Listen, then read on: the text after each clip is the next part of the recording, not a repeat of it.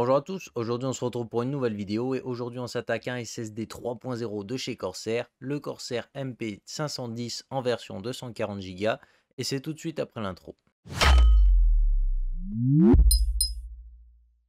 Comme je vous l'ai dit avant l'intro, aujourd'hui on va s'attaquer à un petit SSD 3.0 plutôt sympathique, le Corsair MP510, et on va faire un petit peu le tour de la bête et tester tout ça. Pour ceux qui découvrent cette chaîne, je vous souhaite la bienvenue sur AZerTest, une chaîne passionnée de hardware et tout ça, et nous on fait des reviews, des guides d'achat. Et si jamais ça te plaît, n'hésite pas à t'abonner et mettre le petit pouce RGB parce que tu vas certainement apprendre pas mal de choses. Aujourd'hui, comme je vous ai dit, je vous propose que la vidéo s'organise de cette manière autour de ce MP510. D'abord on va voir les fiches techniques, qu'est-ce que nous cache un petit peu ce SSD. On continuera directement par les tests justement avec le protocole de test qui commencera tout de suite et puis on finira justement avec les résultats du test et une petite conclusion justement sur ce SSD. Donc au niveau de la fiche technique justement de ce SSD, qu'est-ce qu'on va avoir? Alors on est ici sur un Corsair MP510 en version 240 Go. On va avoir ici un SSD NVMe avec une face unique, c'est-à-dire qu'on va avoir une seule face avec des composants. Sur cette face justement, qu'est-ce qu'on va retrouver? On va avoir justement deux puces mémoire qui vont être là pour accueillir justement tout le stockage. On va retrouver également un contrôleur de chez Phison. Alors je sais pas comment ça se prononce à l'anglaise, mais en gros on va avoir le Phison 5012 E12 en version S normalement il me semble.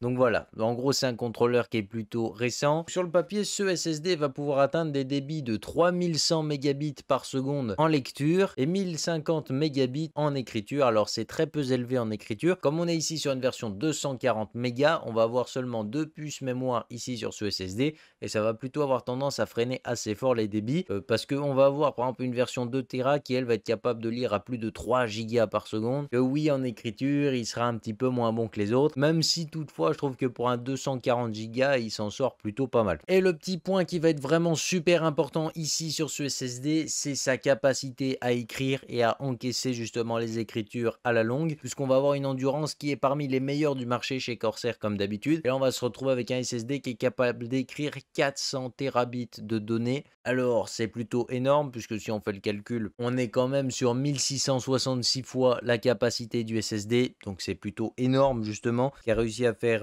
Corsair ici en associant les bons contrôleurs avec la bonne mémoire. Et comme d'habitude justement, c'est un petit peu les gros avantages qu'on a d'aller chez Corsair, c'est la longévité qui a aucune concurrence ici sur le marché quoi. Je veux dire, même Samsung ils se font plier en deux sur ce niveau-là. C'est un point plutôt intéressant si on cherche vraiment la fiabilité des données ici. Tout en parlant justement de fiabilité, qu'est-ce qu'on va avoir au niveau de la garantie? On a ici une garantie de 5 ans qui est plutôt intéressante. Il y a toujours des gens qui sont un peu frustrés de voir des garanties toutes petites sur le stockage et là 5 ans ça fait plutôt plaisir. Au niveau justement des puces mémoire, on va être ici sur de la mémoire TLC, donc on profite de 3 bits par cellule. C'est un classique, le QLC c'est 4 bits par cellule normalement. Donc voilà, on va dire qu'on est plutôt dans de la bonne mémoire qui va avoir plutôt une bonne endurance comme je le disais juste avant, sans pour autant aller bouffer les débits. Donc maintenant on va s'attaquer au protocole de test et un petit peu voir ce qu'il vaut ce SSD parce que sur le papier il est bon, mais est-ce qu'en vrai c'est le cas? Alors du coup au niveau du protocole de test, tout est très simple. Je l'ai placé sur ma Z590 Gaming Force avec un i7 10700K et puis au niveau du logiciel de test, pour l'instant je n'utilise uniquement Crystal 10 Mark, tout simplement parce que avant je connaissais pas beaucoup de logiciels, mais en réalisant cette vidéo j'ai trouvé d'autres logiciels que j'appliquerai par la suite justement pour les prochains tests de SSD, mais actuellement je l'ai pas fait. Pour ce test là ce sera uniquement Crystal 10 Mark qui va compter et du coup je l'ai fait avec des fichiers petits, moyens et gros pour voir un petit peu comment il s'en sortait suivant la taille du fichier. Je l'ai fait une fois en 64 mégabits, une fois en 8 gigabits et une fois en 32 gigabits, tout simplement pour voir un petit peu comment s'en sort ce SSD avec différents types de tailles de fichiers et ça va permettre justement de voir si par exemple le contrôleur est limité et s'il arrive à garder des débits corrects même quand les fichiers sont gros. Bien entendu j'ai fait la moyenne des trois, comme ça vous donnera un seul chiffre et puis voilà, normalement sur les graphiques vous aurez les graphiques en écriture, les graphiques en lecture justement dans les 4 types de lecture et d'écriture que va tester justement Crystal 10 Mark. Ça va vous faire une petite moyenne entre lecture séquentielle tout ça. Normalement vous devriez avoir une petite idée et à la fin justement je vous fais un graphique hybride qui va mélanger les performances d'écriture et de lecture justement pour vous offrir une meilleure lisibilité sur les performances globales de ce SSD. Je vous propose qu'on se retrouve tout de suite après les graphiques pour en parler.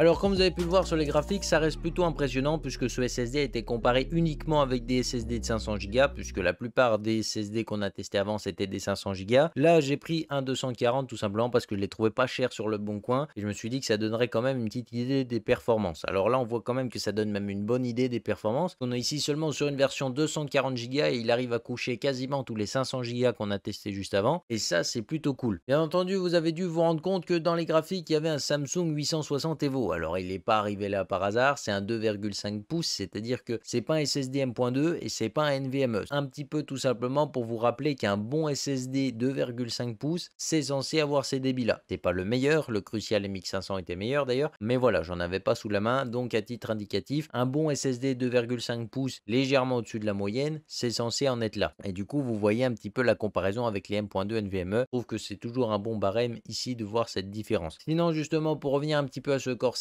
qu'est-ce qu'on peut dire dessus? Les performances sont plutôt bonnes. Bon, il reste très largement derrière le Samsung, par exemple, mais on sent qu'il reste un petit peu derrière quand même. Et je pense que même en version 500 Go, peut-être que ce Corsair serait légèrement derrière, je ne sais pas. Dans tous les cas, je vous mets une autre review justement dans la description pour vous faire une petite idée sur ce SSD. Une excellente review de Tom's Hardware qui est en anglais, mais je vous invite à traduire la page parce que vraiment la review est excellente et ça vaut vraiment le coup ici. Donc voilà, maintenant on va faire un petit point justement sur la chauffe de ce SSD. Qu'est-ce que je peux dire? Alors je l'ai essayé comme je vous ai dit sur une carte mère assez classique, une Z590 Gaming Force de chez MSI, et j'ai utilisé les dissipateurs thermiques classiques justement de cette carte mère. L'étiquette n'était plus sur le SSD comme vous avez dû le voir sur les photos. Déjà de 1 ça permet de mieux voir les composants qu'il y a dessous et de 2 je sais pas où elle est parce que quand je l'ai acheté elle y était plus. Donc voilà, on va dire que c'est un compromis, mais personnellement je pense que sur tous les prochains SSD que j'aurai je l'enlèverai parce que c'est beaucoup plus pratique déjà de 1 pour les photos et en plus pour dénicher les références des composants si jamais ça tombe en panne. Ça peut être une excellente idée aussi. En plus de ça, si l'étiquette n'est pas forcément en cuivre comme sur certains SSD, on y perd plus à la laisser qu'à l'enlever. Donc voilà, on va dire qu'en général si tu l'enlèves, tu as plus de chances de gagner quelque chose que d'y perdre. On parle un petit peu justement de la chauffe de ce SSD, qu'est-ce qu'on peut dire? Et bah honnêtement, par rapport au test que je lui ai fait faire, il a vraiment pas chauffé beaucoup. On a une température maximale de seulement 55 degrés. C'est vraiment pas élevé quoi, c'est vraiment pas haut. Alors j'ai pas enlevé les températures de la pièce parce que j'ai oublié de les mesurer ce jour-là, mais grosso modo on n'est pas sur un SSD qui chauffe beaucoup. Un SSD qui chauffe beaucoup, par exemple je pense au PNAI CS3030 qui va avoir tendance à s'enjailler vraiment sévère. Il là va atteindre des températures comme 70-77 degrés dans à peu près les mêmes conditions. Voilà, on sent tout de suite qu'il y a une autre limite. Et là vraiment ce SSD est très loin d'être limité par la chaleur et c'est plutôt cool. Maintenant est-ce que les versions un petit peu plus grosses seront limitées par la chaleur? Je ne sais pas étant donné qu'on a testé uniquement la 240 Go ici. Donc voilà, pour la petite conclusion, qu'est-ce que je peux dire? Je pense que c'est un excellent SSD qui vous offre des très bons débits, un bon SSD dans l'ensemble et en plus de ça, une fiabilité dans le temps assez bonne, puisqu'on a 5 ans de garantie en plus de ça. Tout simplement, on va avoir une capacité à endurer l'écriture dans le temps qui est vraiment énorme et ça fait vraiment plaisir. Si la vidéo vous a plu, n'hésitez pas à mettre le petit pouce RGB parce que ça fait toujours plaisir, à vous abonner si c'est pas encore fait parce que ça fait plaisir également. Puis on se retrouve très bientôt pour une prochaine vidéo. Bye les gens!